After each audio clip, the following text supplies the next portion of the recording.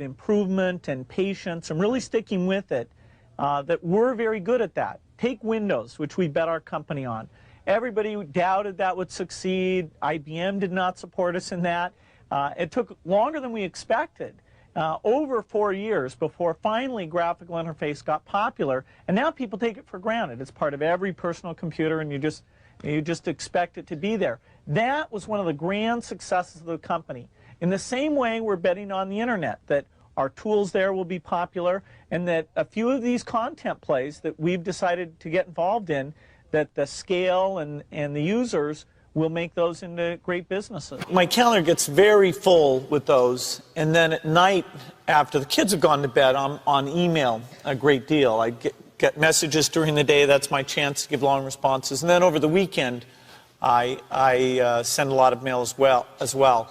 I take 2 weeks a year to just go off and read and think, where I'm not interrupted by work or anything else. I'm just solidly trying to think about the future, and people get to send me things to read as part of that so-called Think Week. So it's a nice mix of things.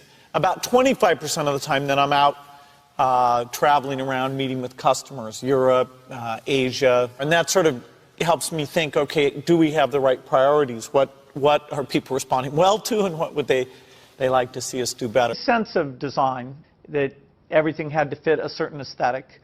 The fact that he, with this little engineering background as he had, it shows that design can lead you in a good direction, and so phenomenal products came out of it. He knew about brand, I mean, in very positive sense. He understood, he had an intuitive sense for marketing that was amazing. You can't just keep doing the same old thing you were doing before. You have to take your skills and attack the new frontiers. For example, graphical interface used to be outside the operating system, and so there were many people doing those systems. Windows came out ahead there, and now it comes with the operating system. Likewise, the browser is something that Netscape looked at, turning the browser into an operating system, and we looked at taking our operating system and building the browser in an integrated fashion. And so that was a good example of the kind of competition that spurs this business. Hello, I'm Bill Gates, Chairman of Microsoft. In this video, you're going to see the future, Windows. Microsoft first came up with the Windows concept back in 1983. And today, the leading software users have switched into the Windows environment. It's really incredible how quickly our powerful applications like Word and Excel and PowerPoint have been adopted. It's not just Microsoft applications. Even companies like WordPerfect and Lotus have now come out with Windows applications. And every week we see new innovative work.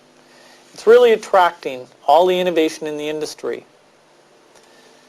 We predicted this a long time ago, and now it's the future. You've got to enjoy what you do every day. And for me, that's working with very smart people.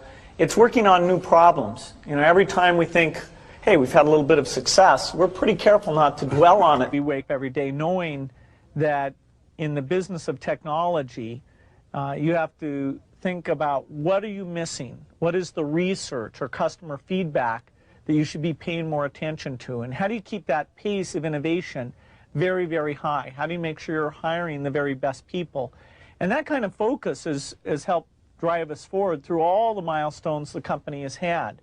Certainly the internet is a great example of that. We had to tear up our